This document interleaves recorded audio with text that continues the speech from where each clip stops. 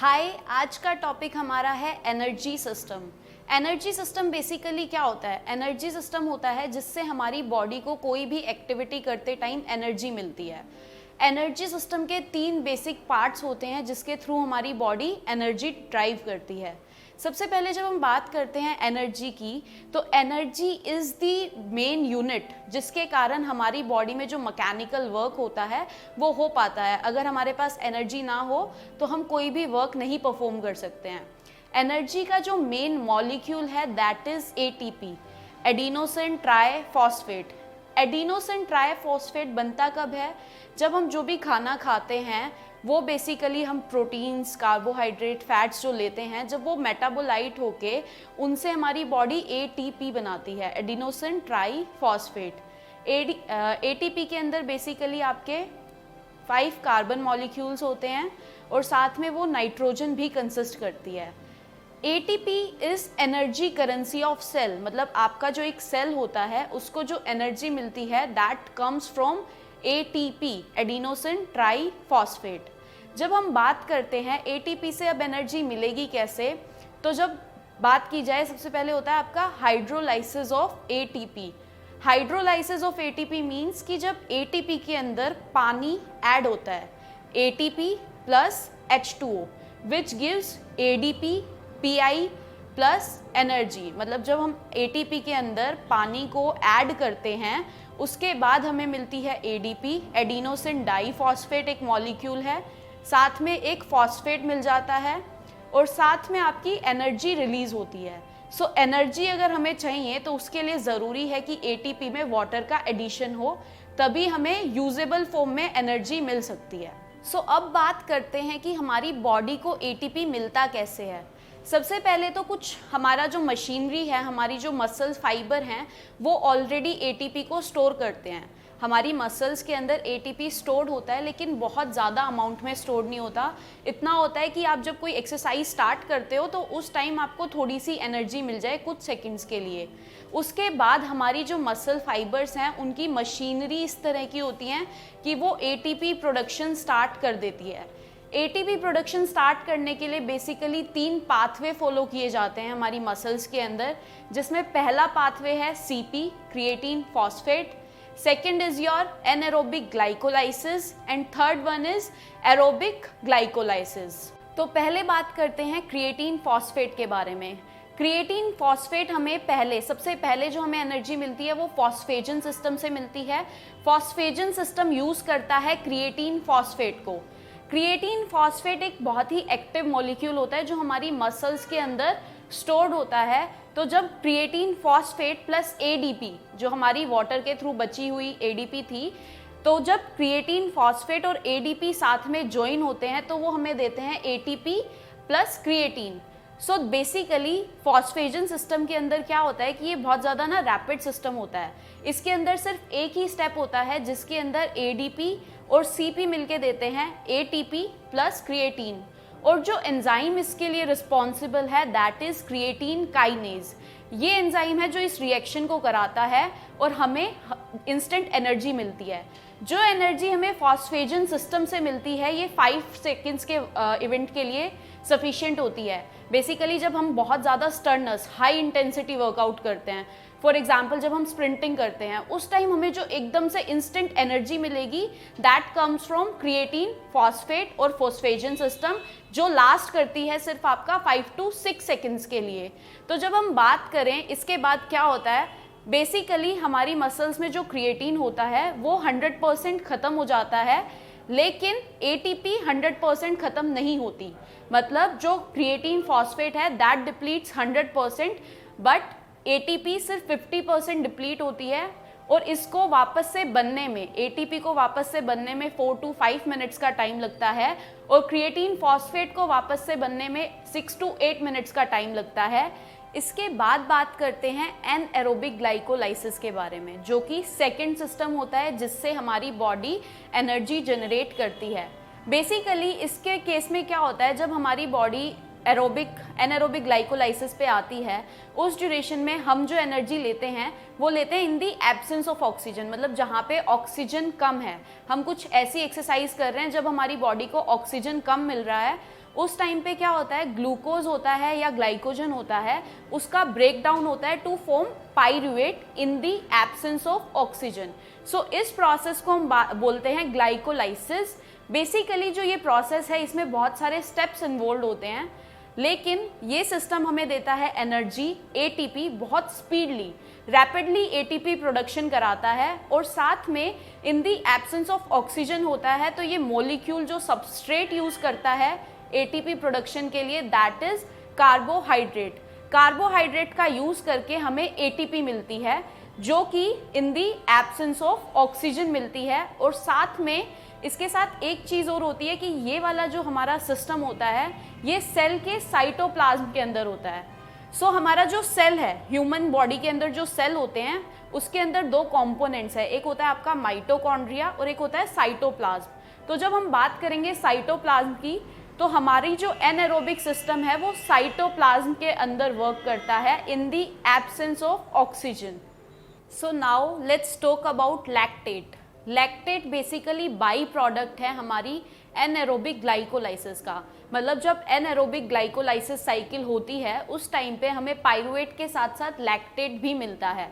Basically lactate जो होता है वो हमारी जो एनारोबिक ग्लाइकोलाइसिस है वो 2 मिनट्स तक सस्टेन करती है, अराउंड 10 सेकेंड से लेके 2 मिनट्स तक उसका टाइम पीरियड होता है।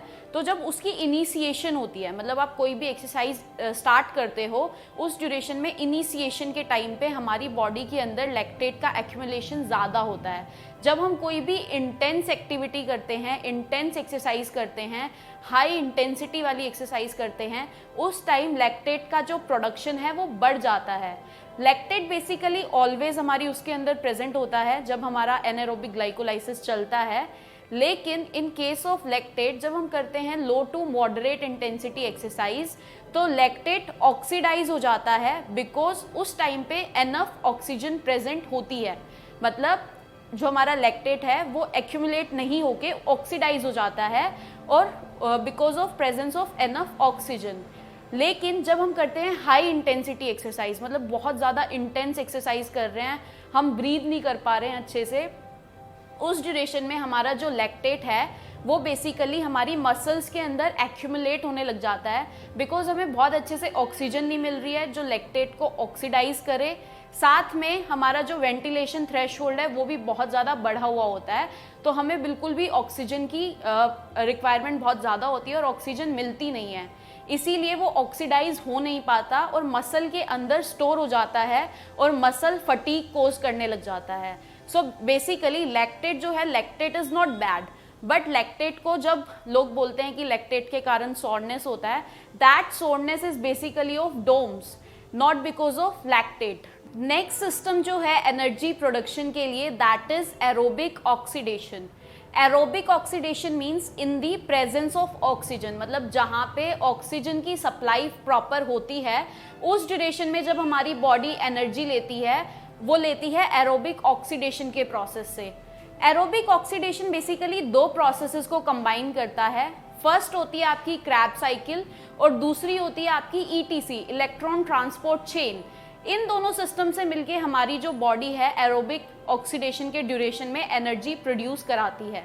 बेसिकली ये सिस्टम बहुत स्पीडली एनर्जी नहीं प्रोड्यूस करता, जैसे हमारा एनएरोबिक ग्लाइकोलाइसिस बहुत स्पीडली एनर्जी प्रोड्यूस कर रहा था, ये उतनी स्पीड से एनर्जी प्रोड्यूस नहीं करता, धीरे धीरे प्रोड्यूस करता है, लेकिन लॉन्ग टर्म तक करता है।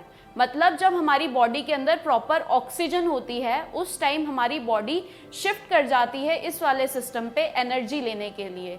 तो जब हम बात करते हैं एरोबिक ऑक्सीडेशन की, तो जैसे ही हमारा टाइम ड्यूरेशन बढ़ जाता है, 2 मिनट से ज़्यादा हो जाता है वर्कआउट करते हुए या हाई इंटेंसिटी वर्कआउट करते हुए, तो हमारी बॉडी शिफ्ट हो जाती है एरोबिक ऑक्सीडेशन के ऊपर एनर्जी के लिए। तो हमारा इसके अंदर जो बेसिक कंपोनेंट्स यूज होते हैं एनर्जी लेने के लिए वो होता है आपका कार्बोहाइड्रेट, फैट और प्रोटीन। मतलब इन तीनों मेटाबोलाइट से हमारी बॉडी एरोबिक ऑक्सीडेशन के अंदर एनर्जी लेती है। जब इंटेंसिटी बहुत ज़्यादा हाई होती है तो उस टाइम पे कार्बोहाइड्रेट यूज़ होते हैं, और इंटेंसिटी ड्रॉप होने लग जाती है तो हमारा फैट यूज़ होने लगता है एनर्जी के लिए। बेसिकली प्राइमरी सोर्स एनर्जी का क्या है, कार्बोहाइड्रेट, लेकिन इस सिस्टम में हमारी बॉडी मोस्टली जो एनर्जी लेती है वो लेती है फैट से। लेकिन अगर हम ध्यान नहीं रखते, हम बहुत ज़्यादा कार्ब्स नहीं खाते हैं, तो बॉडी क्या करेगी, आपके प्रोटीन को तोड़ के उससे भी एनर्जी लेना स्टार्ट कर देती है। तो बेसिकली जैसा कि मैंने बताया, इसके अंदर 2 साइकिल्स होती हैं। First one is Krebs cycle. Krebs cycle में बेसिकली होता क्या है, जो हमने पाइरुवेट हमारा बना था एनारोबिक ग्लाइकोलाइसिस के अंदर, वो पाइरुवेट एंटर कर जाता है क्रैब साइकिल के अंदर और वो कन्वर्ट हो जाता है, बहुत सारे प्रोसेस के थ्रू जाता है और एक पर्टिकुलर साइकिल फॉर्म करता है। तो जब हम बात करते हैं उस पाइरुवेट की, उसके अंदर से मतलब जितने भी प्रोसेस होते हैं क्रैब साइकिल के अंदर, वो हाइड्रोजन्स को निकालते जाते हैं। लास्ट में जो हाइड्रोजन निकले हुए थे वो जाता है आपका ETC के अंदर, इलेक्ट्रॉन ट्रांसपोर्ट चेन के अंदर, और वहाँ पे जितने भी प्रोसेसेस होते हैं उसके बाद लास्ट में हमें मिलती है ATP, एडिनोसिन ट्राईफॉस्फेट। ये जो सिस्टम है ये परफॉर्म होता है हमारा माइटोकॉन्ड्रिया के अंदर, मतलब जो सेल का सेकंड पार्ट मैंने बताया था उसके अंदर ये फंक्शन होता है माइटोकॉन्ड्रिया, जिसको हम पावर हाउस ऑफ सेल भी बोलते हैं, बिकॉज यहाँ पे बहुत सारी ATPs बनती हैं। साथ साथ ये सिस्टम आपका जो है ये लॉन्ग ड्यूरेशन, मतलब आपका वर्कआउट जब बढ़ता चला जाता है, ड्यूरेशन टाइम पीरियड बढ़ती चली जाती है, उस टाइम आपकी बॉडी जो एनर्जी लेती है वो लेती है एरोबिक ऑक्सीडेशन से।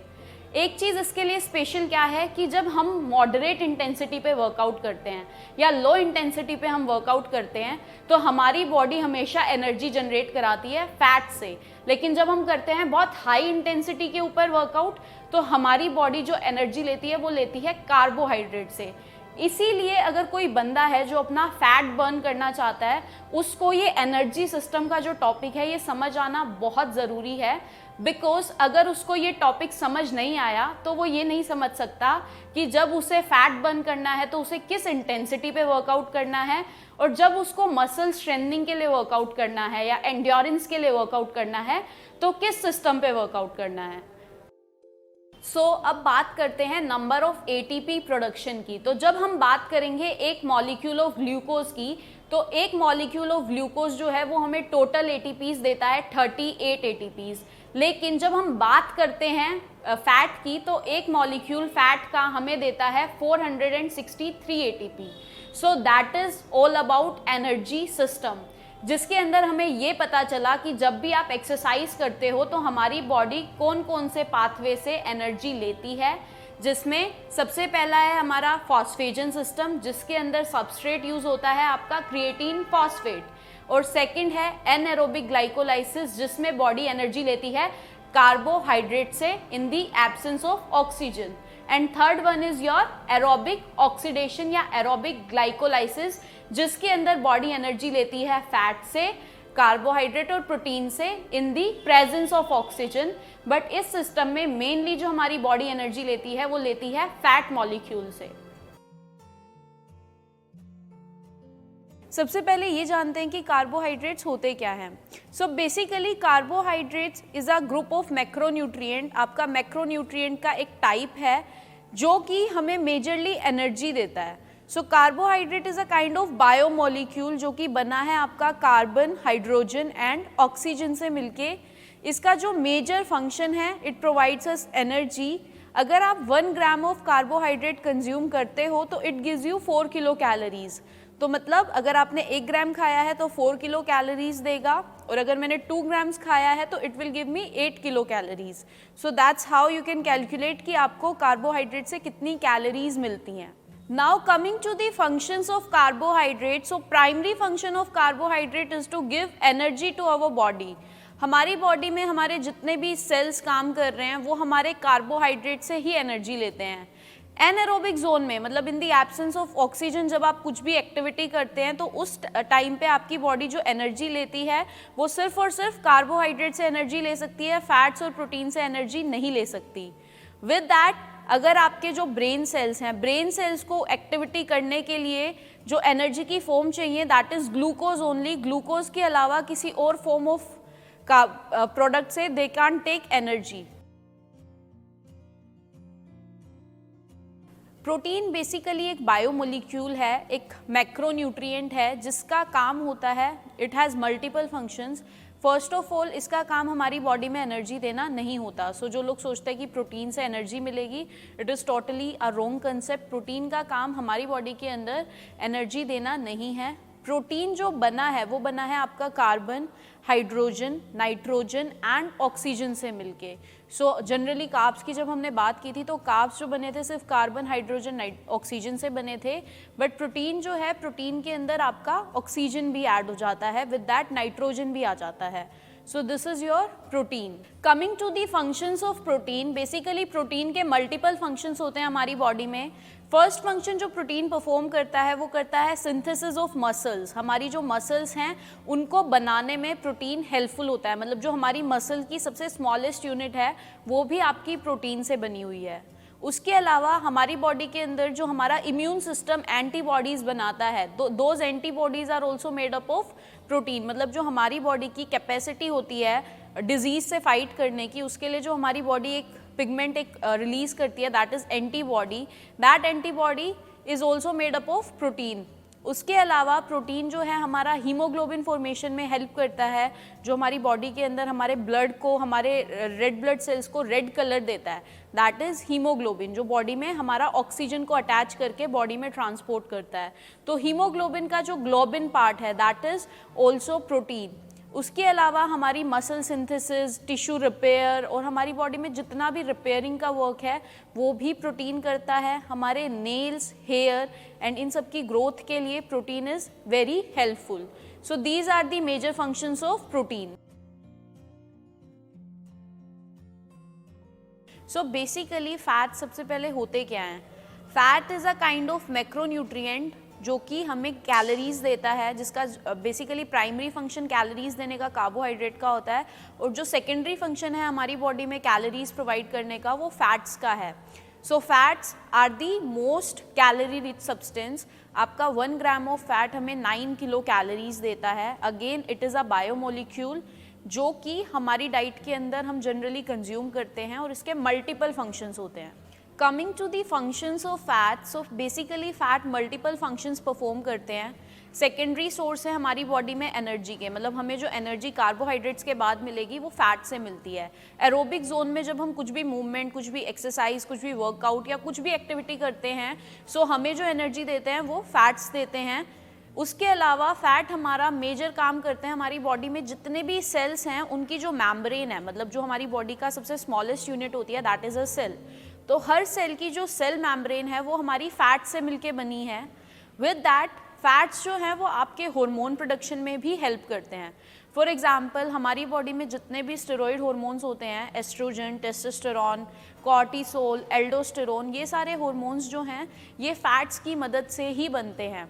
विद दैट फैट जो है हमारे फैट सोल्यूबल वाइटामिन्स की और फैट सोल्यूबल वाइटामिन्स को एब्जॉर्ब करने में बहुत ज़्यादा हेल्प करते हैं। अगर हमारी बॉडी में फैट सोल्यूबल वाइटामिन्स हैं बट फैट नहीं है तो हम उन फैट सोल्यूबल वाइटामिन्स को एब्जॉर्ब नहीं कर पाएंगे। सो ये आपके मेजर फंक्शन है जो फैट हमारी बॉडी के अंदर परफॉर्म करते हैं। बेसिकली विटामिन्स जो होते हैं they are micronutrients, small amount में हमें डेली बेसिस पे कंज्यूम करना होता है, और they have multiple functions in our body. अगर आप कंज्यूम नहीं करोगे तो आपकी बॉडी में बहुत ज़्यादा हार्मफुल इफेक्ट्स आते हैं। मल्टीपल फंक्शंस हैं हमारे फैट का मेटाबॉलिज्म करना, हमारे कार्ब्स का मेटाबॉलिज्म करना, हमें हमारी बोन्स को स्ट्रोंग रखना, या फिर हमारे ब्लड सर्कुलेशन को इम्प्रूव करना, कोलेस्ट्रॉल को डिक्रीज़ करना। सो दे हैव मल्टीपल फंक्शंस, लेकिन हमें कंज्यूम करना होता है ईदर इन माइक्रोग्राम्स और मिलीग्राम्स। सो जब मैं बात करती हूँ वाइटामिन्स की, वाइटामिन्स हमारे 2 टाइप्स में डिवाइडेड हैं। One is your fat soluble vitamins and second is your water soluble vitamins. Fat soluble vitamins वो हैं जिनको एब्जॉर्ब करने के लिए उनको फैट में मिक्स होना ज़रूरी है, मतलब हम जो फैट कंज्यूम करते हैं उसमें वो मिक्स होके ही हमारी बॉडी एब्जॉर्ब कर पाती है। सो फैट सोल्यूबल वाइटामिन्स में आते हैं आपके vitamin A, vitamin G, vitamin E and vitamin K. While जो वाटर सोल्यूबल वाइटामिन्स हैं वो वाले वाइटामिन्स हैं जो कि वाटर में मिक्स होकर हमारी बॉडी एब्जॉर्ब करती है। इसीलिए वाटर सोल्यूबल वाइटामिन्स हमें डेली बेसिस पे लेना होता है, क्योंकि जब हमारी बॉडी वाटर में उसको मिक्स कर लेती है तो हम इजीली उसको एक्सक्रीट आउट कर देते हैं। जब आप यूरिन पास करते हो या आपको स्वेटिंग होती है तो जो आपके वाटर सोल्यूबल वाइटामिन्स हैं वो बॉडी से एक्सक्रीट आउट हो जाते हैं। वाटर सोल्यूबल विटामिन्स हैं आपके vitamin C, vitamin B and B complex. Now I will explain you all the water soluble and fat soluble vitamins in detail. सबसे पहले आते हैं हमारे water soluble vitamins. Water soluble vitamins में पहला vitamin है vitamin C. Vitamin C is basically हमें daily 75 to 90 mg लेना होता है और ये एक बहुत ही अच्छा एंटीऑक्सीडेंट होता है. एंटीऑक्सीडेंट मीन्स कि ये हमारी बॉडी में जो फ्री रेडिकल्स होते हैं उनको मारता है और हमें कैंसर होने से बचाता है. साथ में ये कोलाजन फॉर्मेशन में हेल्प करता है. कोलाजन हमारी बॉडी में एक टिश्यू होता है जिसके कारण हमारी स्किन हल्की सी ग्लोइंग रहती है. उसके अलावा आयरन के एब्जॉर्प्शन के लिए विटामिन सी बहुत ज़्यादा बेनिफिशियल होता है. इसके फूड सोर्सेज क्या हैं? First is your fresh fruits and vegetables. जितने भी citrus fresh fruits and vegetables होते हैं वो एक गुड सोर्स है हमारा विटामिन सी का. फॉर एग्जांपल टोमेटो, आंवला, गूसबेरीज जिसको हम बोलते हैं, cherries. So these are the some examples of food sources of vitamin C. After that comes your vitamin B complex. Vitamin B complex में एक विटामिन होता है थाइमीन. थाइमीन हमें डेली 1.1 to 1.2 mg लेना होता है. थाइमीन को हम विटामिन B1 भी बोलते हैं. थाइमीन के जो फंक्शंस होते हैं वो हमारा जो हम कार्ब्स खाते हैं उसकी ऑक्सीडेशन में बहुत ज़्यादा हेल्प करता है. कार्बोहाइड्रेट का हमारी बॉडी के अंदर जो मेटाबॉलिज्म होता है उसके लिए थाइमीन बहुत हेल्पफुल होता है. साथ में नर्व कंडक्शन, जो हमारी बॉडी में जो सिग्नल्स की ट्रांसमिशन होती है उसके अंदर विटामिन B1 बहुत ज़्यादा हेल्पफुल होता है. इसका जो बेस्ट सोर्सेज हैं that are your seeds, legumes, pork, enriched and fortified grains and cereals. After that comes your riboflavin. Riboflavin भी एक टाइप का विटामिन बी कॉम्प्लेक्स है. राइबोफ्लेविन को हम विटामिन B2 भी बोलते हैं. इसका फंक्शन है oxidation of carbohydrate and fats.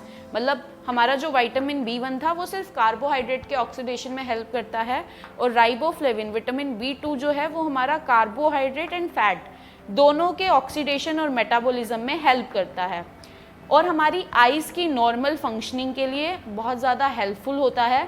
साथ में हमारी स्किन को हेल्दी एंड ग्लोइंग रखने के लिए राइबोफ्लेविन बहुत ज़्यादा हेल्प करता है. राइबोफ्लेविन के फूड सोर्सेज हैं milk, liver and your whole grains, cereals. साथ में वाइन में राइबोफ्लेविन का कंटेंट बहुत अच्छा होता है. अब हम बात करेंगे फॉलिक एसिड की.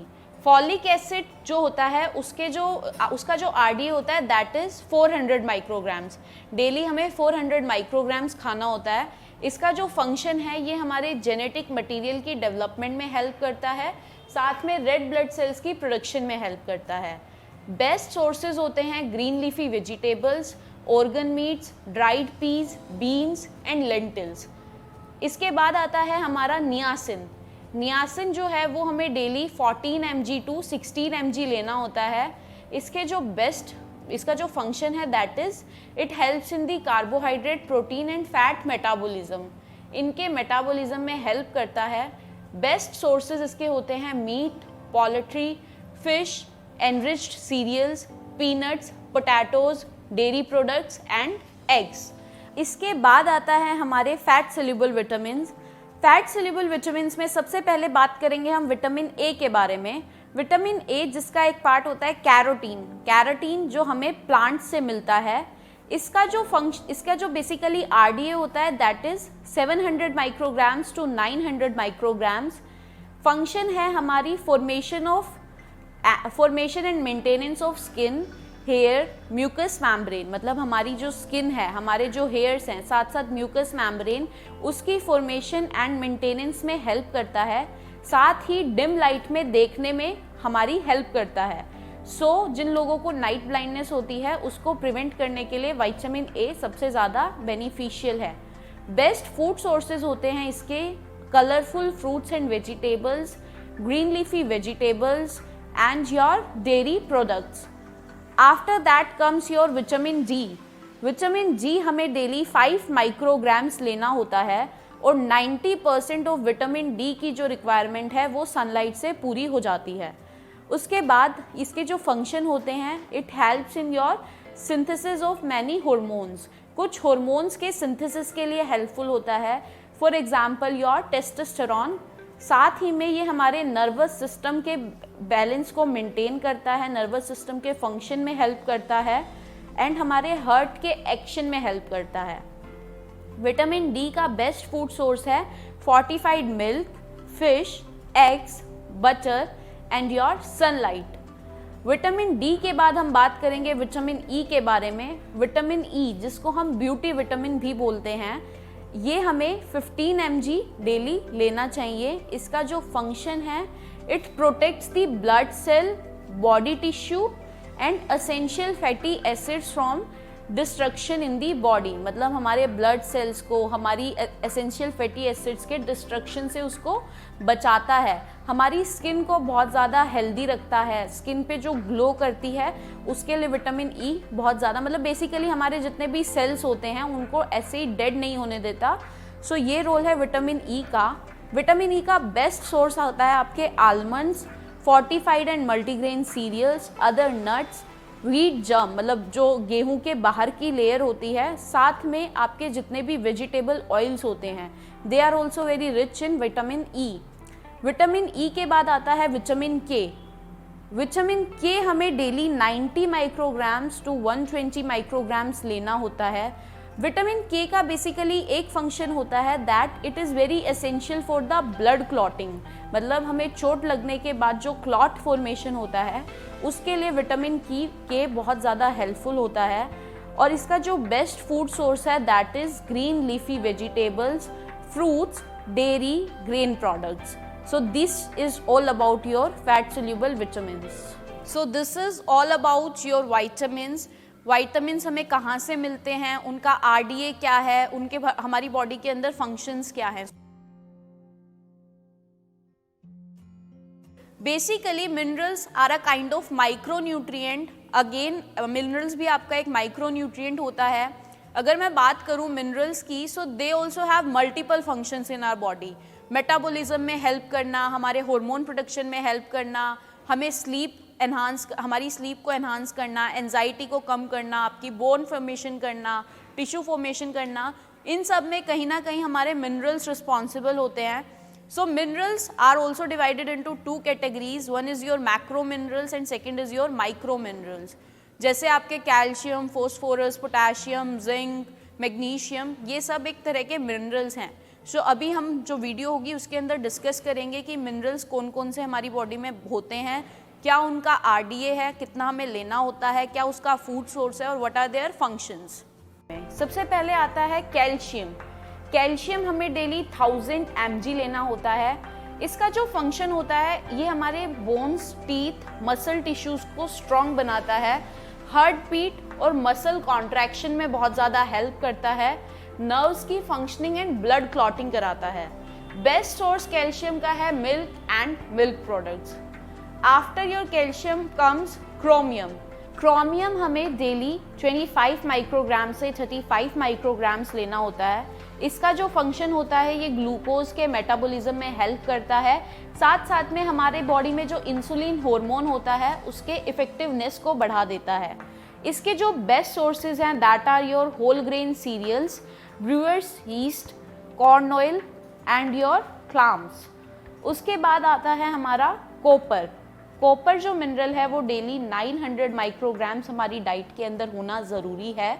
इसके जो फंक्शन हैं वो है हमारी रेड ब्लड सेल की फॉर्मेशन, बोन्स की ग्रोथ और साथ साथ ये विटामिन सी के वर्क करता है to form elastin.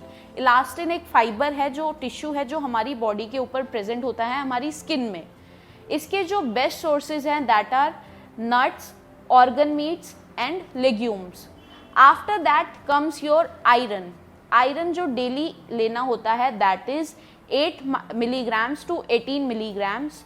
Function iron का होता है हीमोग्लोबिन की फॉर्मेशन, हमारी ब्लड की क्वालिटी को इम्प्रूव करना और हमारा स्ट्रेस एंड डिजीज से रेजिस्टेंस को इंक्रीज कर देना। मतलब अगर हमारी बॉडी में आयरन कंसंट्रेशन अच्छा होता है तो हमें जल्दी से डिजीजेस और स्ट्रेस नहीं होता। आयरन का जो बेस्ट सोर्स है that is your meat, organ meats, legumes. उसके बाद आता है मैग्नीशियम। मैग्नीशियम हमें डेली 320 मिलीग्राम्स टू 420 मिलीग्राम्स लेना ज़रूरी है। इसका जो मेन फंक्शन है that is acid and base का बैलेंस मेंटेन करना. It is very important in the metabolism of carbohydrates, minerals and glucose. इसके जो बेस्ट सोर्सेज हैं that are your nuts, green vegetables and whole grains. So this is all about your minerals and their functions. I hope this is clear to you. Basically water is a nutrient जो हमें ना तो energy देता है, ना vitamins देता है, ना minerals देता है, but still हमारी बॉडी के मेजर फंक्शंस में हेल्प करता है. फॉर एग्जाम्पल हमारी बॉडी में जितना भी ट्रांसपोर्टेशन हो रहा है, मतलब आपकी बॉडी में एक चीज़ दूसरी जगह पे जा रही है, वो with the help of water जाती है. वाटर का जो केमिकल फॉर्मूला है that is H2O, hydrogen and oxygen से मिलके बना है वाटर. फंक्शंस की अगर मैं बात करूं, सबसे पहला हमारी बॉडी में ट्रांसपोर्टेशन करता है. हमारी ब्लड के अंदर जो मैक्सिमम परसेंटेज होती है वो प्लाज्मा की होती है, तो plasma is a liquid part. और हमारे जितने भी सेल्स हैं, सेल्स के अंदर साइटोप्लाज्म होता है, अगेन साइटोप्लाज्म इज लिक्विड. तो इन सब की फॉर्मेशन में वाटर हेल्प करता है. विद दैट थर्मो रेगुलेशन करता है. हमारा बॉडी का जो इंटरनल एनवायरनमेंट है, टेम्परेचर है, उसको मेंटेन करने में वाटर हमारी हेल्प करता है. 70% ऑफ ह्यूमन बॉडी का जो वेट होता है that is because of water. मतलब हमारी बॉडी में 70% वाटर होता है. अगर मैं बात करूँ वाटर हमें किन फूड सोर्सेज से मिलता है, सो अगेन हम जितना भी फ्रूट्स वेजिटेबल्स कंज्यूम करते हैं इनमें भी कुछ परसेंट ऑफ वाटर होता है. एक्सटर्नली हम पानी जो पीते हैं that is a source of water. With that आप जो ड्रिंक्स लेते हैं, फॉर एग्जांपल मिल्क हम कंज्यूम कर रहे हैं, टी, कॉफ़ी, हर एक चीज़ में वाटर अबेंडेंट अमाउंट में प्रेजेंट होता है. फ्रूट जूसेस में वाटर होता है, वेजिटेबल जूसेस में वाटर होता है, सोडाज में वाटर होता है. So they are the major sources of water. Requirements जो हैं मोस्टली, अगर मिनिमम रिक्वायरमेंट्स की बात करूं तो अगर आप फीमेल हैं तो आपको एक दिन के अंदर 2.7 लीटर्स ऑफ वाटर कंज्यूम करना ज़रूरी है. If you are a male then it is 3.7 litres. मतलब फीमेल्स के लिए मिनिमम रिक्वायरमेंट है 2.7 लीटर्स पर डे और for males it is 3.7 litres per day. So these are the water requirements. With that अब बात करते हैं वाटर से होने वाली डिजीज़ के बारे में. अगर आपकी बॉडी में पानी की डिफिशियंसी हो जाती है, अगर आप रिक्वायर्ड अमाउंट ऑफ वाटर नहीं लेते हो, आपकी बॉडी में से 20% वाटर लॉस हो जाता है, लाइक डायरिया, वॉमिटिंग की कंडीशन में अगर आप मेडिसिन ट्रीटमेंट नहीं ले रहे हो और आपकी बॉडी में मोर देन 20% वाटर लॉस हो गया, मतलब आप अगर किसी का 20% वाटर लॉस हो रहा है तो that person can die immediately. अगर उसी की जगह 10% वाटर लॉस हो रहा है तो यू कैन बी हॉस्पिटलाइज्ड. आपको सीवियर प्रॉब्लम्स हो सकती हैं, आपका ब्रेन फंक्शन करना बंद कर देगा, आपका ब्लड ट्रांसपोर्टेशन कहीं ना कहीं हिंडर होता है. सो ये हैं अगर वाटर आपकी बॉडी में प्रॉपर ना हो तो उसके side effects. So one condition is known as dehydration. Dehydration भी वाटर की डिफिशियंसी से होता है. जब आप बहुत कम अमाउंट में पानी लेते हो तो आपका जो यूरिन है वो डार्क येलो कलर का आता है, क्योंकि हमारी जो किडनी है वो एक्स्ट्रा वाटर को रीअब्जॉर्ब कर लेती है और हमारी बॉडी से बाहर नहीं जाने देती. So this is dehydration. लेकिन अगर आप बहुत ज़्यादा हाई अमाउंट में वाटर लोगे तो again one condition happens that is hyponatraemia. So hyponatraemia is a condition जिसके अंदर आपकी बॉडी में बहुत ज़्यादा पानी पीने के कारण इलेक्ट्रोलाइट्स डिसबैलेंस हो जाता है. मतलब आप पानी ज़्यादा पीते हो तो इलेक्ट्रोलाइट्स जो हैं वो लेस कंसनट्रेटेड अमाउंट में मिलते हैं, वो बहुत ज़्यादा डाइल्यूट हो जाते हैं. So these are the problems and conditions caused by water. Coming to the water hydration guidelines for athletes who do workout is that basically अगर कोई पर्सन वर्कआउट कर रहा है तो उसको वर्कआउट या एक्सरसाइज या इवेंट से 2 से 3 घंटे पहले 500 to 600 ml of water consume करना ज़रूरी है. ड्यूरिंग वर्कआउट आपको हर 10 to 20 मिनट्स में 250 to 300 ml of water consume करना होता है. पोस्ट वर्कआउट अगर मैं बात करूँ तो post workout you have to consume 450 to 675 ml of water at every 0.5 kg of body weight loss. मतलब जितना आपका 0.5 kg बॉडी वेट लॉस हो रहा है, मतलब वर्कआउट से पहले आप अपना वेट चेक करते हो, वर्कआउट के बाद आप चेक करते हो, तो every 0.5 kg body weight loss के ऊपर आपको 450 to 675 ml of water consume करना होता है. So these are the water hydration guidelines for athletes. So if you are doing proper workout और आप कोई एक्टिविटी कर रहे हो तो आपको इन चीज़ों का ध्यान रखना है. कि आपका वाटर इनटेक रिक्वायर्ड अमाउंट में हो, आप बहुत ज़्यादा कम पानी ना पिएं। If you are a female तो आप 2.7 लीटर से कम पानी ना पिएं, और if you are a male तो आप 3.7 लीटर से कम पानी ना पिएं, क्योंकि water has multiple benefits in our body. Basically weight management के लिए सबसे पहले हमें बात करनी होती है एनर्जी बैलेंस की। हम जितना डाइट के अंदर एनर्जी लेते हैं, अगर हम उतनी ही एक्सपेंड कर देते हैं तो हम अपने वेट को मेंटेन कर पाते हैं। अगर हम जितनी एनर्जी ले रहे हैं और उससे ज़्यादा हम एक्सपेंड कर रहे हैं तो हमारा जो वेट है वो रिड्यूस होता है, और अगर हम एनर्जी ज़्यादा ले रहे हैं और एक्सपेंड कम कर रहे हैं तो हमारा वेट गेन होता है। सो हमारा जो एनर्जी का बैलेंस है वो वेट के साथ ऐसे रिलेट करके चलता है। बेसिकली अगर हम बात करें वेट मैनेजमेंट की तो सबसे पहले आता है हमारा BMR और RMR, बेसल मेटाबॉलिक रेट और resting metabolic rate. Resting metabolic rate हम उस कंडीशन को बोलते हैं जब आप स्लीपिंग स्टेज में आपकी बॉडी जितना एनर्जी बॉडी के फंक्शंस के लिए यूज़ करती है, that condition is known as RMR, resting metabolic rate. ये हम किसी भी टाइम दिन के अंदर चेक कर सकते हैं। इसके लिए एक पर्टिकुलर फॉर्मूला होता है जिससे आप ये चेक कर सकते हैं कि आपकी बॉडी को रेस्टिंग स्टेज में कितनी एनर्जीज की रिक्वायरमेंट है। अगर आपको ये पता चल जाता है कि रेस्टिंग स्टेज में आपकी बॉडी को इतना अमाउंट ऑफ एनर्जी चाहिए, तो उससे आप ये निकाल सकते हैं कि ड्यूरिंग एक्टिविटी आपकी बॉडी को कितना एनर्जी चाहिए होगा, और उससे आप अपना वेट मैनेज करके चल सकते हैं। तो सबसे पहले इस वीडियो के अंदर हम सीखेंगे कि how to calculate your RMR, resting metabolic rate कैसे कैलकुलेट किया जाए। रेस्टिंग मेटाबॉलिक रेट कैलकुलेट करने के लिए एक फॉर्मूला गिवन होता है जो कि मेल्स के लिए अलग है एंड फीमेल्स के लिए अलग है।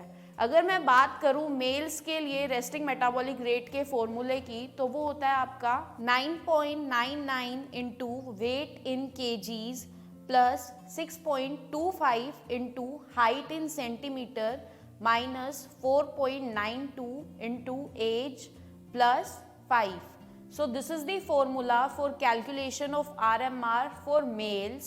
अगर मैं बात करूं RMR calculation for females, so उसके लिए जो formula है that is 9.99 into weight in kgs plus 6.25 into height in centimeter minus 4.92 into age minus 161. So by using these two formulas you can calculate the RMR for males and females. So after calculating the RMR, जब आप RMR mails और females का calculate कर लेते हैं, इसके बाद हमें निकालना होता है पर्सन का TDEE, total daily energy expenditure. RMR वो वैल्यू थी जो कि पर्सन को स्लीपिंग स्टेज में एनर्जी चाहिए, और TDEE वो वाली वैल्यू आ जाती है जो आप पूरे दिन में अपनी एक्टिविटीज़ करते हैं।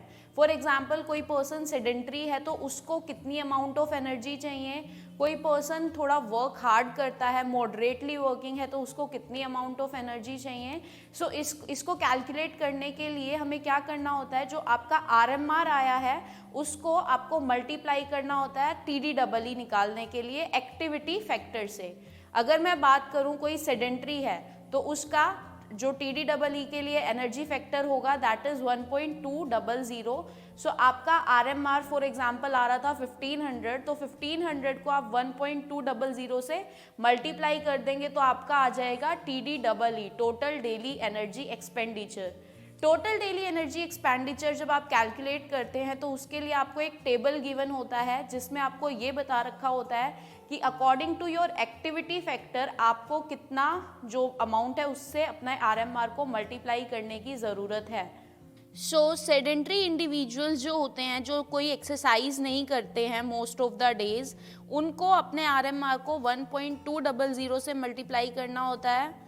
कोई लाइटली एक्टिव है जो 1 to 3 days per week exercise कर रहा है तो उसके लिए जो एक्टिविटी का फैक्टर रहता है that is 1.375। In case any person is moderately active, मतलब जो हफ्ते में 6 से 7 दिन लाइट एक्सरसाइज करता है, तो उसको अपनी जो RMR है उसको 1.500 से मल्टीप्लाई करना होता है।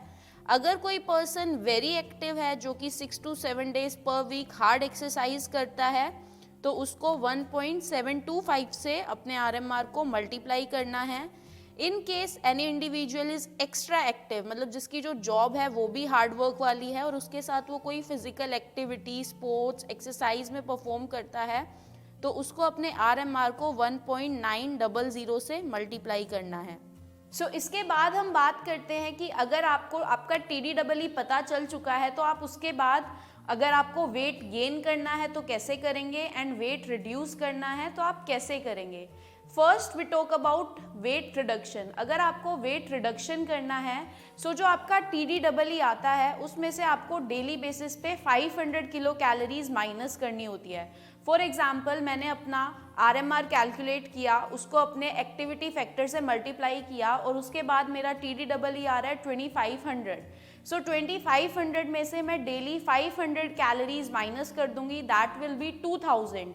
अब उस 2000 को मैं 7 डेज तक ऐसे ही फॉलो करूंगी, तो 7 डेज में मैंने मेरी डाइट से 3500 कैलोरीज को रिड्यूस कर दिया, जिससे मेरा जो वेट रिडक्शन होगा that will be approx 1 pound.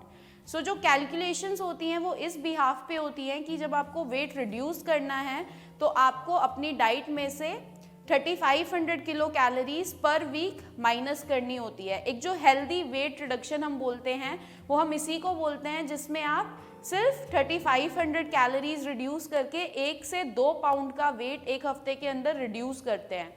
In case अगर आप एक वीक के अंदर more than 2 kg 3 kg weight reduce कर रहे हैं तो that is not a healthy weight reduction, वो आपके ऑर्गन्स को हार्म कर रहा है।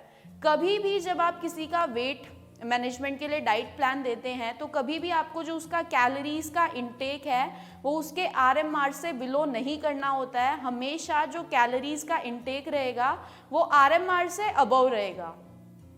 Now talking about the food that you should add for weight reduction is, आपको जो डाइट के अंदर वेट रिडक्शन के लिए फूड्स ऐड करने हैं that should B high fibre food.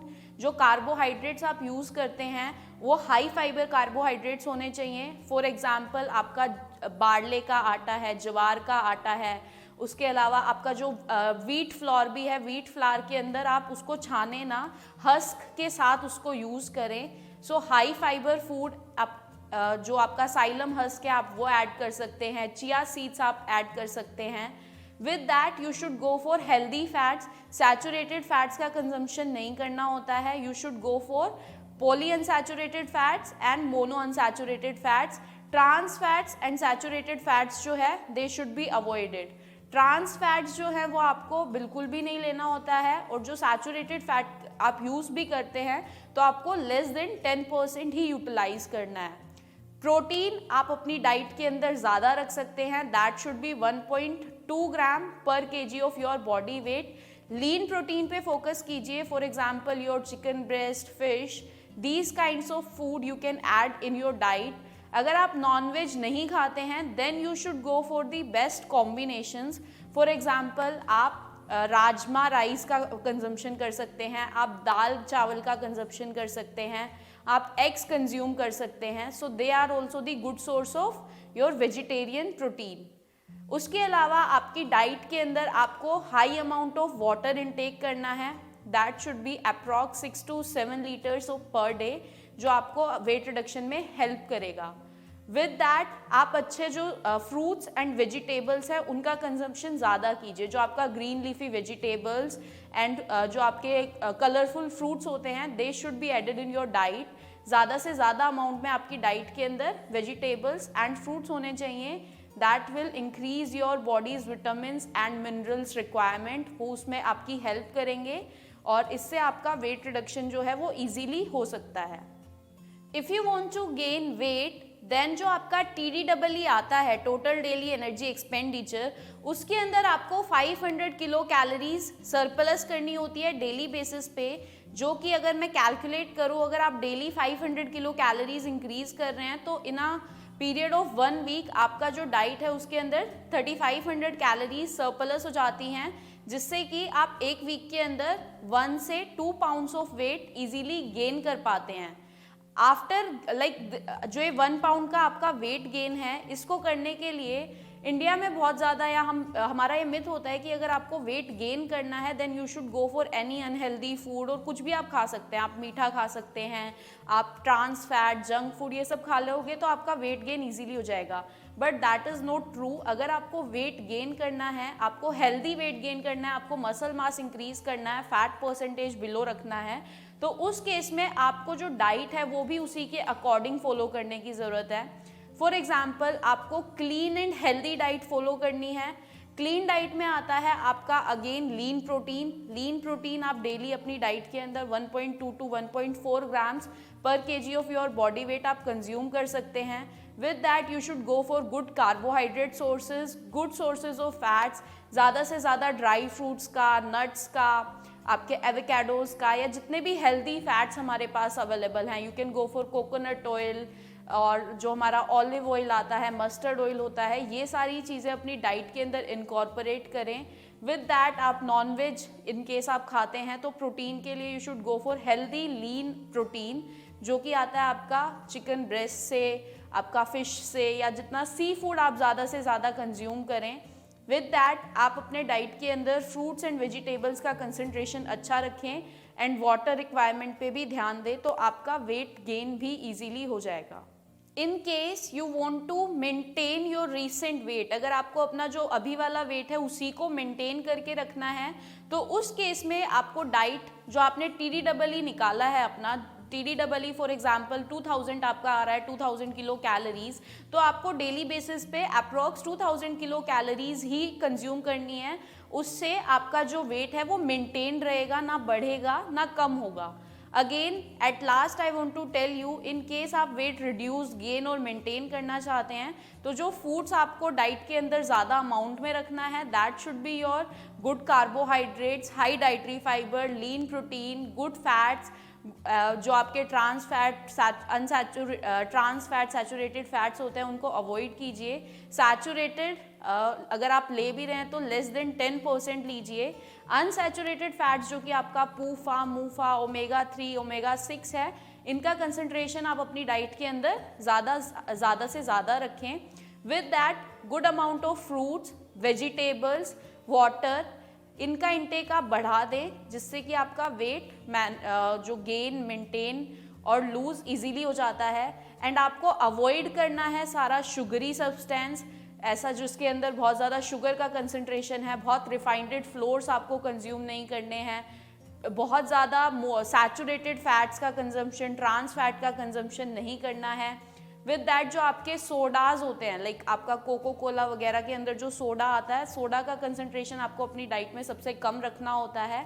इससे आप अपना जो हेल्दी लाइफस्टाइल है उसको भी मेंटेन कर सकते हैं, वेट गेन एंड रिड्यूस भी इजीली कर सकते हैं और मेंटेन भी कर सकते हैं। बेसिकली अगर सप्लीमेंट की बात की जाए तो supplement is any kind of nutrient जो कि आप एक्सटर्नली लेते हो to supplement your diet. In case आप कुछ भी खाना खा रहे हो और आपकी न्यूट्रिशनल रिक्वायरमेंट्स फुलफिल नहीं हो पा रही हैं with normal diet, in that case we prefer supplements. Supplements का काम होता है, they have multiple functions. For example आपकी न्यूट्रिशनल रिक्वायरमेंट्स को फुलफिल करना, वेट लॉस, वेट गेन में हेल्प करना, या एथलेटिक परफॉर्मेंस को एनहांस करना। So supplements are not bad unless आप उनका मिसयूज़ या अब्यूज़ नहीं कर रहे हो, या आप अपनी जो मेन डाइट है उसको सप्लीमेंट्स के साथ रिप्लेस नहीं कर रहे हो। आप मेन डाइट के साथ अगर some supplements you are adding with for any purpose तो वो हार्मफुल नहीं है, लेकिन आप ये सोचते हो कि आप मेन डाइट छोड़ के आप सिर्फ सप्लीमेंट्स पे डिपेंडेंट होगे, then it will be more harmful for you. So basically supplements are not regulated by any body. जो हमारा एक एक्ट था जो कि US गवर्नमेंट ने दिया था, जो बोलता है डाइटरी सप्लीमेंट एक्ट है, बेसिकली 1994 में US गवर्नमेंट ने ये एक्ट लॉन्च किया था। अकॉर्डिंग टू दैट एक्ट कोई भी सप्लीमेंट जो है वो FDA इवेल्युएट नहीं करती है। अगर आप कभी भी किसी भी सप्लीमेंट बॉक्स को देखोगे उसके नीचे हमेशा छोटा छोटा हेडिंग लिखी होती है जिस पे लिखा होता है this supplement is not evaluated by FDA, food drug administration, जो कि US की कंपनी है। सो बेसिकली सप्लीमेंट्स के बारे में अब हम एक एक करके डिस्कस करेंगे कि कौन कौन से सप्लीमेंट्स हमारे पास अवेलेबल हैं, उनका क्या यूज़ होता है और क्या उनका डोजेज होता है। First we will talk about creatine. Creatine basically एक सप्लीमेंट है जिसका मेन फंक्शन होता है it improves your athletic performance, during high intensity exercises, especially when combined with resistance training. So this is the function of creatine. अगर creatine की requirements की मैं बात करूँ तो it is 2 to 5 grams per day according to NSCA guidelines. Coming to the next supplement, that is beta hydroxymethyl butyrate, जिसको हम HMB भी बोलते हैं. सो HMB का जो मेन फंक्शन होता है, it increases your muscle size सबसे पहला. उसके साथ साथ it increases strength and decreases muscle damage and soreness associated with resistance training. Basically resistance training से जो हमें स्ट्रेस हमारी मसल्स को होता है उसको डिक्रीज करने में हेल्प करता है. सो HMB का जो डोजेज है that is 3 grams per day again by NSCA guidelines. Next is your branch chained amino acid, जिसके अंदर जिसको हम BCAA भी बोलते हैं. बेसिकली BCAA के अंदर आपके 3 अमीनो एसिड्स आते हैं, that is leucine, isoleucine and valine. Leucine, isoleucine and valine तीनों का जो मेन फंक्शन है, it increases your muscle protein synthesis. मतलब ड्यूरिंग एक्सरसाइज जब आपका मसल प्रोटीन सिंथेसिस का काम होता है वो करते हैं आपके ल्यूसीन, आइसोल्यूसीन और वेलिन. सो इसीलिए जब आपका ब्रेकडाउन होता है तो उसको रीस्टार्ट करने में मसल सिंथेसिस में हम लोग इसको यूटिलाइज करते हैं. इसकी जो प्रॉपर डोजेज होती है that is 45 mg per day for leucine. Isoleucine and valine जो है दैट शुड बी 22.5 grams. तो अगर इसकी मैं डोजेस की बात करूं तो इसको हमें 2:1:1 में लेना होता है. So next is your alanine. Alanine basically एक नॉन एसेंशियल अमाइनो एसिड है जिसका काम होता है ये हमारी बॉडी में जो हमारी मसल्स की बफरिंग कैपेसिटी है उसको इंक्रीज करता है. विद दैट हमारी जो मसल्स के अंदर कार्निटाइन प्रोडक्शन होता है, हमारी बॉडी में जो कार्निटाइन प्रोडक्शन होता है उसको कराने में एलानिन हेल्प करता है. हिस्टिडाइन के साथ एलानिन जब कंबाइन करता है तो ये हमारा कार्नोसिन की फॉर्मेशन भी करता है. सो ये तो आपके मेजर फंक्शंस हैं एलानिन के. विद दैट अगर मैं इसकी डोजेस की बात करूँ तो it is 3.2 grams to 6.4 grams according to the NSCA guidelines. इतना आपको पर डे कंज्यूम करना होता है. Next supplement is caffeine. Caffeine basically जो हमें जनरली हेल्प करता है हमारी एथलेटिक परफॉर्मेंस को इम्प्रूव करने में. विद दैट हमारे नर्वस सिस्टम को इफेक्टिवली वर्क करने में ये हेल्प करता है, नर्वस सिस्टम को बूस्ट करने में हेल्प करता है. कैफीन को हम एक स्टिमुलेंट भी बोलते हैं. अगर इसकी डोजेस की मैं बात करूँ तो इट इज़ 3 mg पर kg ऑफ बॉडी वेट. अगर आप इससे ज़्यादा डोजेस ले रहे हो तो आपकी बॉडी डिपेंडेंट बन जाती है और ये हमें हार्मफुल इफेक्ट्स भी पहुँचाता है. Next amino acid, next supplement जो हमें बहुत हेल्प करता है that is Arginine. Arginine again is a non essential amino acid. हमारी बॉडी इसको खुद प्रोड्यूस करती है बट इसका जो मेजर फंक्शन है ये हमारा जो वेसोडाइलेशन का प्रोसेस है, मतलब जब हम एक्सरसाइज करते हैं तो हमारा जो ब्लड फ्लो इंक्रीज होता है उसको हेल्प करने में, उसको बढ़ाने में ये बहुत ज़्यादा हेल्प करता है. विद दैट जो आपके नाइट्रोजियस ऑक्साइड्स होते हैं उनका प्रिकर्सर है, नाइट्रोस ऑक्साइड को बनाने में हेल्प करता है. हमारी मसल स्ट्रेंथ की फॉर्मेशन में हेल्प करता है, मसल स्ट्रेंथ को बढ़ाने में हेल्प करता है. बिकॉज जो Arginine है ये क्रिएटिन का एक आपका अमीनो एसिड है. लाइक क्रिएटिन जो बनता है उसमें कहीं ना कहीं Arginine भी हेल्प प्ले करता है. सो अगर मैं इसकी डोजेस की बात करूँ तो हमें 8 to 10 grams per day consume करना होता है. So next major supplement that is glutamine, जिसके मल्टीपल फंक्शन है और बहुत ज़्यादा हेल्पफुल सप्लीमेंट है. Basically glutamine again is a non essential amino acid, हमारी बॉडी खुद बनाती है बट ये एथलेटिक परफॉर्मेंस को इम्प्रूव करने में बहुत ज़्यादा हेल्प करता है. विद दैट मसल डिवास्टिंग नहीं होने देता. जिन लोगों की मसल लॉस होने लग जाती है उस चीज़ को ये होने से रोकता है. हमारी इम्यूनिटी को भी कहीं ना कहीं हेल्प करता है. सो अगर मैं इसके फंक्शन, इसका जो यूजेस है, डोजेज है उसकी बात करूं तो it is 30 gram for HIV patients. जो HIV के पेशेंट्स हैं उनको 30 ग्राम लेना होता है. 4 grams इन एवरी 4 hours, मतलब हर 4 घंटे में 4-4 ग्राम लेना होता है. कीमोथेरेपी जिन लोगों की हो रही है उनको. एथलीट्स की अगर मैं बात करूं तो एथलीट्स के लिए कोई फिक्स डोजेज है नहीं but generally they consume 50 to 30 grams per day. So next supplement जिसके बारे में हम बात करेंगे दैट इज ओमेगा 3. ओमेगा 3 आपका फैट का एक टाइप है जिसका कुछ पार्ट हमारी बॉडी बनाती है और कुछ हमें बाहर से लेना होता है. मतलब जनरली अगर मैं बात करूं ओमेगा 3 की तो ओमेगा 3 के functions, they have multiple functions. ये हमारा जो नर्वस सिस्टम है इसको बूस्ट करता है, नर्वस सिस्टम को एफिशिएंटली काम कराता है, ब्रेन सेल्स को डेवलप कराता है, हार्ट में जो हमारी कार्डियोवैस्कुलर डिजीज़ है उसका रेशो कम करता है, एंटीऑक्सीडेंट बहुत अच्छा है, एंटीऑक्सीडेंट प्रॉपर्टीज़ इसके अंदर पाई जाती हैं. सो ये तो हमारे फंक्शंस हैं ओमेगा 3 के. लेकिन उसके साथ साथ ये हमारा इन्फ्लामेशन को भी बहुत ज़्यादा रिड्यूस करता है। जिन लोगों को एंटी इन्फ्लामेटरी प्रोडक्ट्स कंज्यूम करने होते हैं तो उनको ओमेगा 3 कंज्यूम करना चाहिए, क्योंकि ये इन्फ्लामेशन को टोटली रिड्यूस कर देता है। विद दैट जो ब्लड क्लॉट बन जाता है, कुछ लोगों के ब्लड के अंदर गांठें बनने लग जाती है या ब्लड थिकनिंग की प्रॉब्लम स्टार्ट हो जाती है, कोलेस्ट्रॉल बढ़ता है। सो उस केस में भी omega 3 is the best supplement. अगर मैं ओमेगा 3 की बात करूं तो इसके अंदर 3 टाइप के एसिड्स होते हैं। एक होता है आपका ALA, अल्फा लिनोलेनिक एसिड, जिसका जो रिक्वायरमेंट है that is 1.1 gram per day. दूसरा है आपका EPA, इकोसा पेंटेनोइक एसिड, उसका रिक्वायरमेंट होता है बेसिकली EPA प्लस DHA जो दूसरा है ये हमें मिलता है एनिमल सोर्सेज से। सो EPA और DHA के कंबाइंड रिक्वायरमेंट्स की अगर मैं बात करूं तो it is 250 to 500 mg per day. So अगर आप कोई भी सप्लीमेंट ले रहे हो ओमेगा 3 का तो देखिएगा कि ये वाली वैल्यूज़ आपकी फुलफिल हों। सो नेक्स्ट जो सप्लीमेंट हम डिस्कस करेंगे दैट इज़ वे प्रोटीन।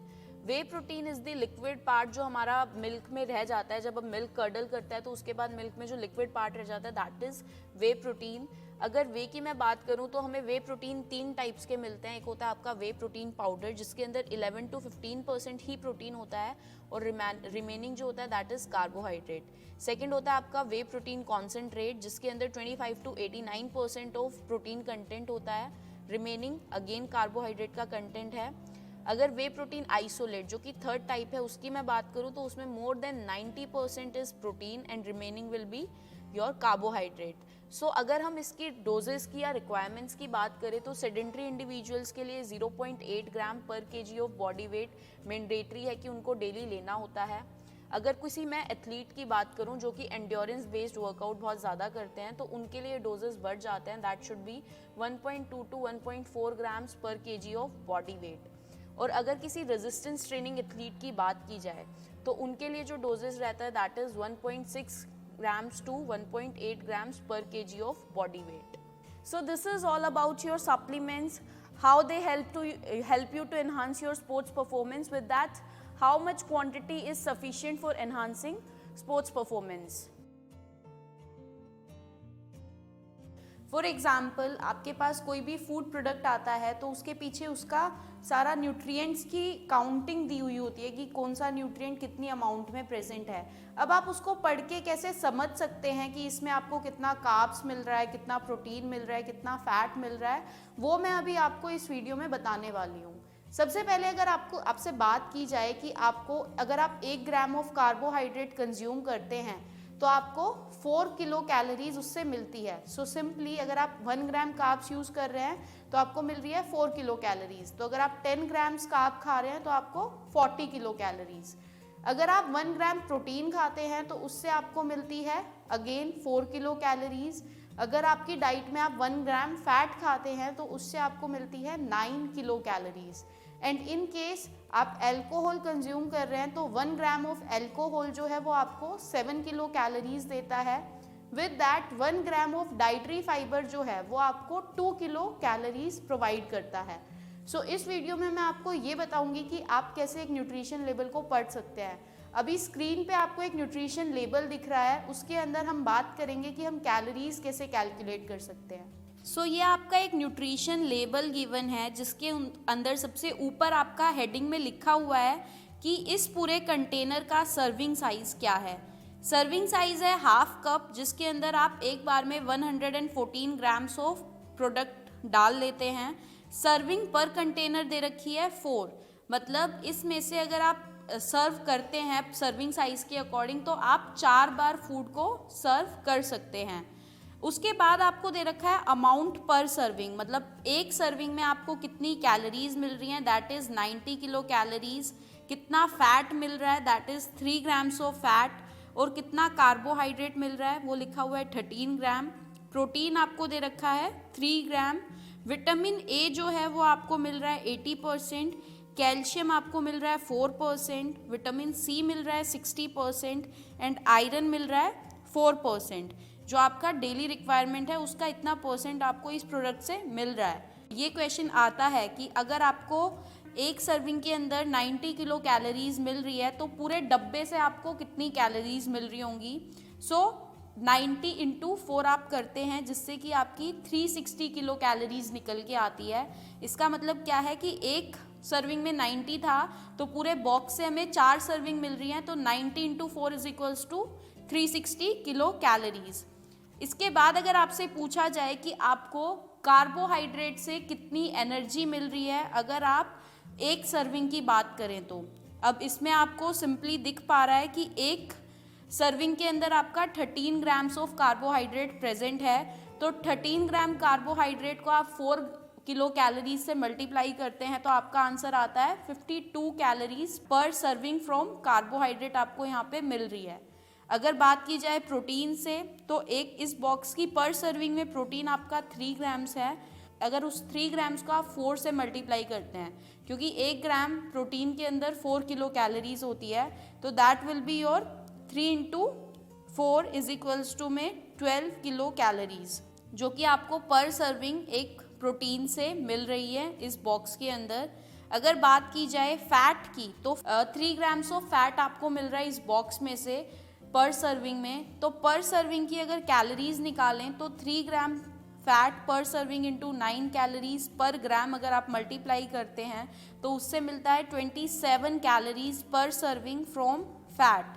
सो इस तरह से आपने कैलोरीज निकाली कि आपको पर ग्राम कितना मिल रहा है और पर सर्विंग आपको कितना मिल रहा है। So this is how you can calculate your calories from any nutrient label. मतलब ऐसे आप न्यूट्रिएंट लेबल को पढ़ के कैलकुलेट कर सकते हैं कि इससे आपको कितना कैलोरीज कार्ब से मिल रहा है, कितना कैलोरीज प्रोटीन से मिल रहा है, कितना कैलोरीज फैट से मिल रहा है।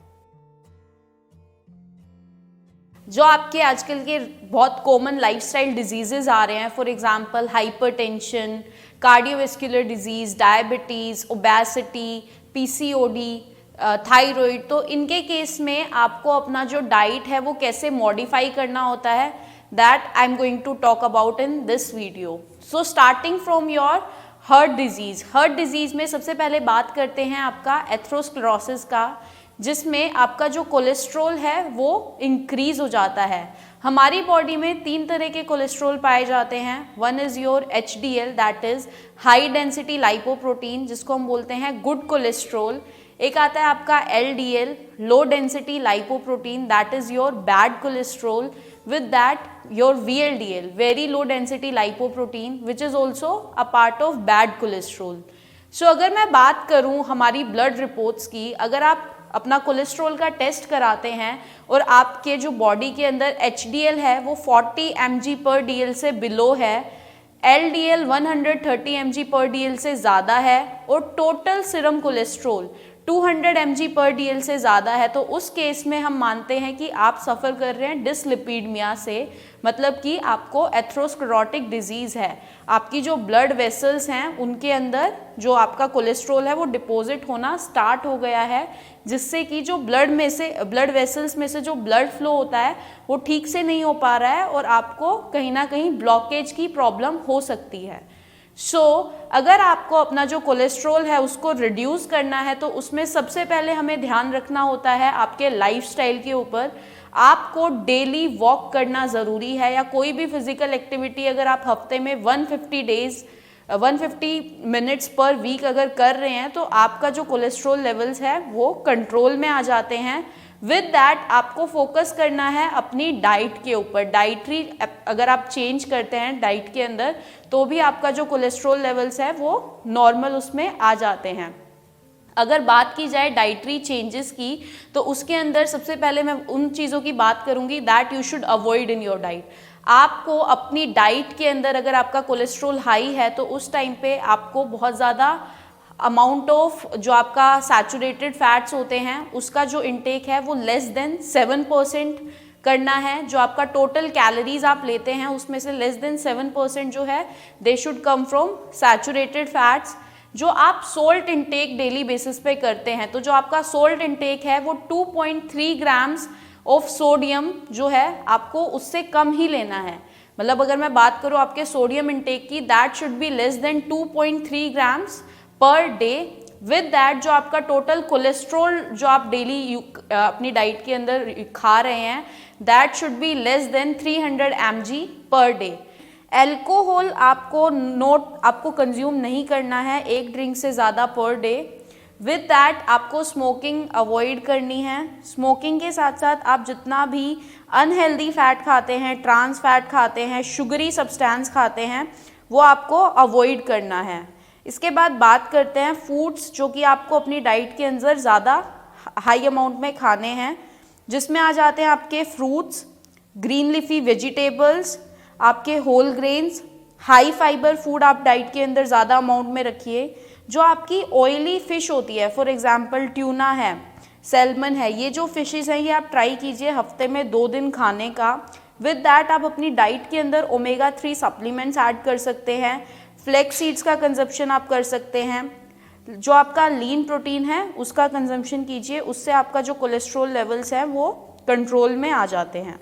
Next condition is hypertension.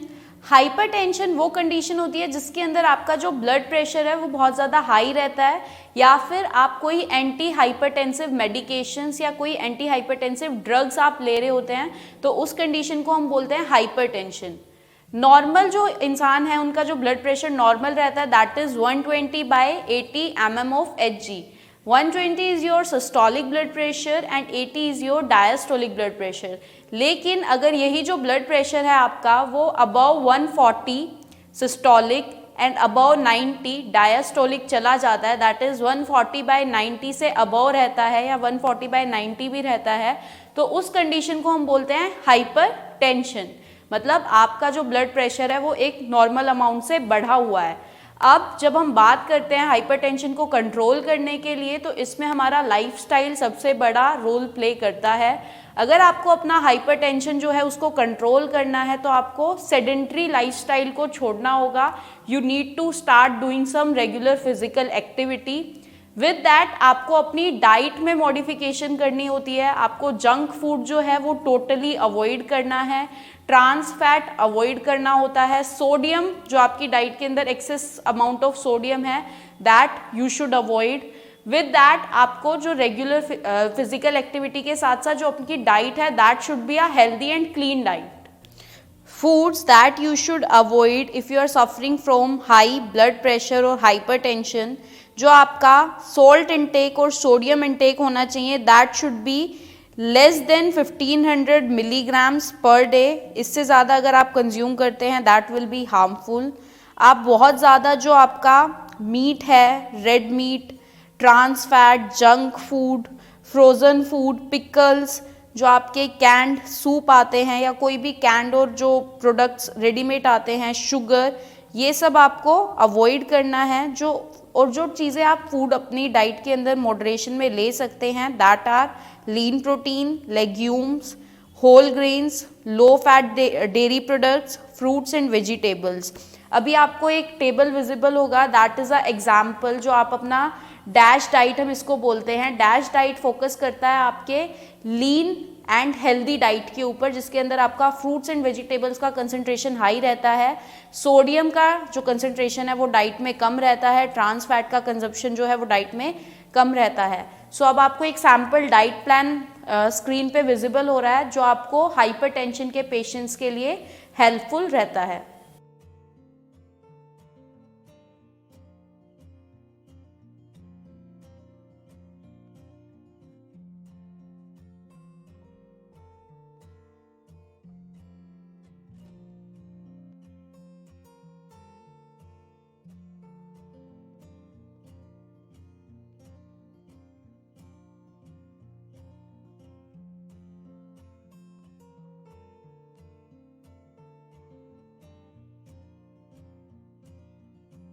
Next condition is diabetes. Diabetes की अगर बात की जाए तो डायबिटीज़ जो है वो मोस्ट फ्रीक्वेंट आपकी लाइफस्टाइल डिजीज़ के अंदर काउंट हो रही है। मोस्टली लोग जो है वो आज के टाइम में आपका डायबिटीज़ से सफ़र करते हैं। डायबिटीज़ 2 तरह की होती है, first is your type 1 diabetes and second is your type 2 diabetes.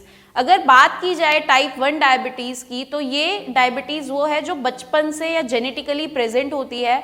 इसके अंदर हमारी बॉडी में जो इंसुलिन बनाने वाले सेल्स होते हैं वो सेल्स ही प्रेजेंट नहीं होते, जिसके कारण हमारी बॉडी के अंदर इंसुलिन नहीं बनता।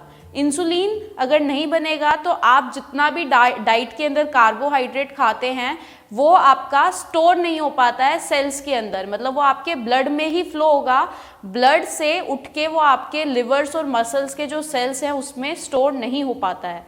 ये आपके इंसुलिन का फंक्शन है। जो अगर बात की जाए टाइप 2 डायबिटीज़ की, तो टाइप 2 डायबिटीज़ हम अपनी लाइफस्टाइल, हमारी गलत जो हैबिट्स होती हैं, ईटिंग हैबिट्स या हमारा बैड लाइफस्टाइल के कारण हम उसको इनकॉर्पोरेट कर लेते हैं।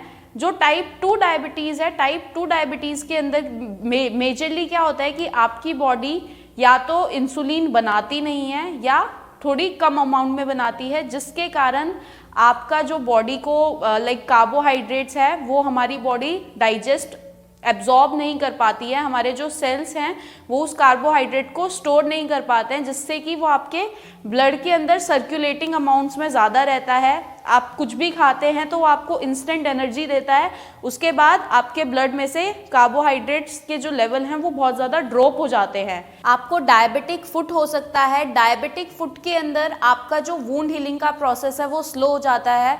अगर आपको बॉडी में कोई भी चोट लगती है, कोई भी घाव होता है तो वो ईजिली रिकवर नहीं होता है। उसके अलावा आपको न्यूरोपैथी हो सकती है, आपकी जो न्यूरॉन्स हैं, आपके जो नर्व्स हैं वो डीजनरेट होना स्टार्ट हो जाते हैं। किडनी फेलियर जो होता है वो इसका एक सबसे पहला मेन जो आपका कॉम्प्लिकेशन है डायबिटीज़ का वो रहता है, आपका जो किडनी है वो अपना काम करना बंद कर सकती है, जिसको हम बोलते हैं किडनी फेलियर। विद दैट आपको रेटिनोपैथी हो सकता है, दैट इज़ कि आपका आई साइट्स चली जाती हैं, आपका जो रेटिना है वो डीजनरेट हो जाता है। So these are the some of complication that you can suffer after if you are having diabetes. इसके बाद अगर बात की जाए डाइट की, सो अब मैं बताती हूँ आपको जो फूड्स डाइट में खाने हैं और जो फूड्स आपको अवॉइड करने हैं। हाई ग्लाइसेमिक इंडेक्स फूड, जिन फूड्स का ग्लाइसेमिक इंडेक्स बहुत ज़्यादा हाई होता है, मतलब जो आपकी बॉडी में इंस्टेंटली एब्जॉर्ब हो जाते हैं और एनर्जी देते हैं, वो फूड्स आपको अवॉइड करना है। फॉर एग्जाम्पल प्रोसेस्ड ग्रेन्स आप अवॉइड करेंगे, सच एज वाइट राइस और वाइट फ्लोर, मैदा जिसे हम बोलते हैं। With that you should avoid cereals with lots of whole grain and white sugar. White bread आपको अवॉइड करना है। Junk food, trans fat, saturated fat, French fries, इस तरह की चीज़ें you should avoid. With that you should avoid adding extra butter to your food. घी आपको avoid करना है। पिकल्स आपको अवॉइड करने हैं। अब जो फ्रूट्स अगर आप खा रहे हैं तो कोई भी आप बहुत ज़्यादा जो आपके ड्राइड फ्रूट्स होते हैं वो आपको यूज़ नहीं करने हैं। स्वीटेंड फ्रूट्स नहीं करने हैं। फ्रूट जूसेस आपको अवॉइड करने हैं। इसके बाद अगर बात की जाए the foods that you should eat in your diet, अगर आपको डाइट के अंदर जो फूड्स खाने हैं that should be low to moderate glycemic index food, जिनका जो ग्लाइसेमिक इंडेक्स है वो या तो लो है या मॉडरेट है। फॉर एग्जाम्पल आप होल ग्रेन्स खा सकते हैं, ब्राउन राइस है, ओट मील है, किनवा आप इंक्लूड कर सकते हैं डाइट में, अमृत सीड्स आप इंक्लूड कर सकते हैं, sweet potato is a good option. उसके अलावा सीरियल्स जिसके अंदर आप एक्स्ट्रा शुगर ऐड नहीं करते हैं, लेग्यूम्स एंड पल्सेस का कंजप्शन आपका हाई रह सकता है। फ्रूट्स आप अपनी डाइट के अंदर इंक्लूड कर सकते हैं। फॉर एग्जांपल ऑरेंजेस आप खा सकते हैं, पियर्स आप खा सकते हैं, वाटरमेलन, जिन फूड्स का glycemic index low to moderate है, स्ट्रॉबेरीज है, क्रेनबेरीज है। These kinds of foods you can incorporate in your diet if you are suffering from diabetes. With that जो प्रोटीन आपका रहेगा, प्रोटीन के जो sources हैं that should be plant based protein such as beans, nuts, seeds, tofu, fish and seafood are a good option. Chicken अगर आप खा रहे हैं तो आपको ट्राई करना है to go for lean chicken and egg and low fat dairy products आप डाइट के अंदर इंक्लूड करें. That will help you to recover from your diabetes. Next is hypothyroidism. Hypothyroidism is a condition जिसके अंदर जो person है वो बहुत ज़्यादा वेट गेन करना स्टार्ट कर देता है. बेसिकली अगर बात की जाए हाइपोथायरॉयडिज्म की तो इस कंडीशन के अंदर हमारी जो बॉडी है वो बहुत ही कम अमाउंट में थायराइड हॉर्मोन्स जो कि आपका T3, T4 है उसका प्रोडक्शन करती है. बेसिकली जो हमारा थायराइड ग्लैंड है वो अच्छे से काम नहीं करता है, जिसके कारण आपका थायराइड जो ग्लैंड है वो T3 और T4 हॉर्मोन्स को कम बनाता है, जिससे कि हमारा जो फैट, प्रोटीन, कार्ब्स हम खा रहे हैं उनका ऑक्सीडेटिव मेटाबॉलिज्म स्लो हो जाता है। आप खाना खाते हैं बट आपकी बॉडी उसको मेटाबोलाइज नहीं कर पाती है for the purpose of energy, और वो आपकी बॉडी में जाके स्टोर होने लग जाता है, जिससे कि आपको वेट गेन होने लगता है।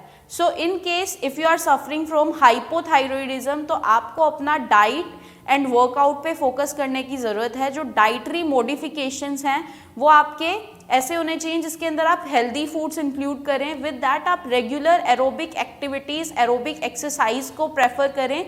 उससे जो आपका हाइपोथायरॉयडिज्म है ये कंट्रोल में आ जाता है, आपका जो थायराइड ग्लैंड है उसका फंक्शनिंग वापस से नॉर्मल हो जाती है। सो अब बात करते हैं foods that you should avoid if you are suffering from hypothyroidism. सबसे पहले गोइट्रोजेंस कंपाउंड्स जो हैं वो आपको अवॉइड करने हैं। गोइट्रोजेन रिच फूड होता है आपका सोया फूड, जैसे कि टोफू है। विद दैट कुछ वेजिटेबल्स आती हैं आपकी, जैसे कैबेज, ब्रोकली, केल, कॉलीफ्लावर, स्पिनच एक्सेट्रा। मतलब ये जो क्यूक्रीफेरस वेजिटेबल्स हैं ये सभी आपको अवॉइड करनी है। Fruits and starchy plants, for example sweet potatoes, peaches, strawberries, ये आपको अवॉइड करना है। नट्स एंड सीड्स की अगर मैं बात करूं तो आपको मिलेट्स स्पेशली अवॉइड करने हैं। With that you should avoid peanuts as well. So ये फूड्स हैं जो आपको अपनी डाइट के अंदर अवॉइड करने हैं। और जो फूड्स आप अपनी डाइट के अंदर हाई अमाउंट में ले सकते हैं, that should be your zinc rich food. अगर आपके खाने के अंदर जिंक अच्छा रहता है तो आपका जो थायराइड है वो नॉर्मल कंडीशंस में आ जाता है। जिंक आपको मिलता है सेलफिश से, बीफ से, चिकन से। विद दैट आपको जिंक के साथ साथ सेलेनियम का भी कंसंट्रेशन अपनी डाइट के अंदर हाई रखना है। सेलेनियम जो है वो ब्राज़ील नट से आपको मिल सकता है, ट्यूना से मिल सकता है, एग्स से मिल सकता है, लेग्यूम से मिल सकता है। एंड आयोडीन रिच डाइट आपको रखने की ज़रूरत है। आयोडीन रिच डाइट, आयोडीन आपको जो मिलता है वो सी वीड से मिलता है, फिश से मिलता है, डेयरी एंड एग प्रोडक्ट से मिलता है। मतलब जितना आपका यहाँ पे मैं बोलूँगी जितना आपका सी फूड है, सी फूड का कंजप्शन आपको अपनी डाइट में ज़्यादा करना है अगर आप थायराइड से सफ़र कर रहे हैं तो। Next condition is PCOS, polycystic ovarian syndrome, और पॉलीसिस्टिक ओवेरियन डिजीज़ हम इसको कहते हैं। इस कंडीशन के अंदर हमारी जो मतलब ये एक ऐसी प्रॉब्लम है जो मोस्टली अभी रिसेंटली ही अकर होनी स्टार्ट हुई है। मोस्टली फीमेल्स जो अपनी चाइल्ड बियरिंग एज है उस एज में इस कंडीशन से सफ़र करती हैं। इस कंडीशन के अंदर जो फीमेल्स है उनके जो हार्मोनल डिसबैलेंस होना स्टार्ट हो जाता है। फीमेल्स के अंदर जो फीमेल हार्मोन्स है, फॉर एग्जांपल एस्ट्रोजन, प्रोजेस्टेरोन, वो कम होने लग जाते हैं, और जो मेल हार्मोन्स हैं उनका कंसंट्रेशन बढ़ने लग जाता है, फॉर एग्जांपल टेस्टोस्टेरोन। इस कंडीशन के अंदर जो फीमेल्स की जो ओवरीज होती हैं, ओवरीज के अंदर स्मॉल सिस्ट बनने लग जाती हैं जिनके अंदर पानी भरने लग जाता है, जिससे कि उनको कंसीव करने में प्रॉब्लम होती है, बहुत ज़्यादा वेट गेन होने लग जाता है, उनको हेयर जो है हेयर लॉस होना स्टार्ट हो जाता है, एक्ने वो लोग डेवलप करने लग जाते हैं, फेशियल हेयर्स की जो ग्रोथ है या बॉडी हेयर्स की जो ग्रोथ है वो इंक्रीज हो जाती है। मतलब जो करेक्टरिस्टिक्स हैं वो ज़्यादा मेल लाइक करेक्टरिस्टिक्स फीमेल्स के अंदर डेवलप होने लग जाते हैं। मूड स्विंग्स बहुत ज़्यादा होते हैं, डिप्रेशन और इस तरह की प्रॉब्लम उनको सफ़र करनी पड़ती है। सो PCOS को ठीक करने के लिए सबसे बेस्ट जो आपका जो रेमेडी होती है दैट इज़ आपका good diet, healthy lifestyle, with that regular exercise. Regular exercise आप कीजिए जिसके अंदर आप स्ट्रक्चरल एक्सरसाइजेस करते हैं, जिसमें आपको अपनी स्पाइन को लोड करना होता है। These kinds of activities, these kinds of exercise will help you to recover from PCOS। With that आपकी डाइट के अंदर ग्लूटेन को आपको अवॉइड करना है, मिल्क एंड मिल्क प्रोडक्ट्स को यू शुड अवॉइड। उसके साथ साथ शुगरी सब्सटेंसेस, आपका बिवरेजेस जिनके अंदर बहुत ज़्यादा अल्कोहल और आपका शुगर कंटेंट, सोडा कंटेंट ज़्यादा होता है, these kinds of beverages you should avoid. So these are some of the dietary modification you should do if you are suffering from PCOS. इसके बाद डिटेल में मैं आपको बताती हूँ जो फूड्स आपको अवॉइड करने हैं and foods that you can eat. जो फूड्स आपको अवॉइड करने हैं दैट शुड बी योर जो बहुत ज़्यादा इन्फ्लामेटरी फूड्स होते हैं या बहुत ज़्यादा रिफाइंडेड कार्बोहाइड्रेट है आपका, जिसके अंदर ग्लूटेन प्रेजेंट है, ग्लूटेन वाला फूड आपको अवॉइड करना है। फॉर एग्जाम्पल आपका गेहूँ आपको डाइट से अवॉइड करना है। मिल्क एंड मिल्क प्रोडक्ट्स आपको अपनी डाइट से अवॉइड करने हैं। शुगर फूड्स और आपकी एल्कोहलिक बेवरेजेस, स्मोकिंग, ये सारी चीज़ें आपको नहीं करनी है अगर आप PCOS से सफ़र कर रहे हैं तो। Foods that you should include in your diet if you are suffering from PCOS are, you should go for healthy and lean protein such as tofu, chicken, fish, ये सब आपको डाइट के अंदर हाई अमाउंट में include करना है। Tomatoes, spinach, almonds, walnuts, olive oil आप use कर सकते हैं।